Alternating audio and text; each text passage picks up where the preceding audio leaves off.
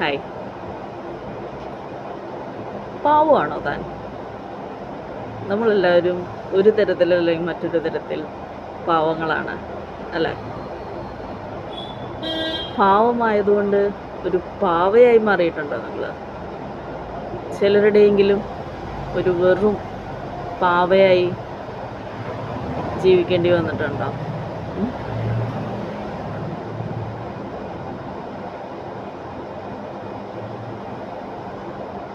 പാവമായതുകൊണ്ട് പലർക്കും പലതും ചെയ്തു കൊടുത്തു. എന്നിട്ട് കിട്ടിയതോ തോൽവികൾ മാത്രം. എല്ലാവരുടെ മുന്നിലും തോറ്റു കൊടുക്കേണ്ടി വന്നു. എല്ലാവർക്കും എല്ലാം ചെയ്തു കൊടുത്തു.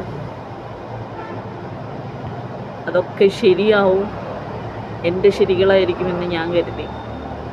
പക്ഷെ അവസാനം എനിക്ക് കിട്ടിയതോ വലിയ തോൽവികൾ. ശരിയല്ലേ? ഒന്ന് ചിന്തിച്ച് നോക്ക് നിങ്ങളുടെ ഉള്ളിലോട്ട്.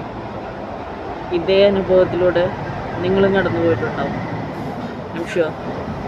കടന്നു പോയിട്ടുണ്ടെങ്കിൽ ഒന്ന് കമൻറ്റ് ചെയ്യണേ.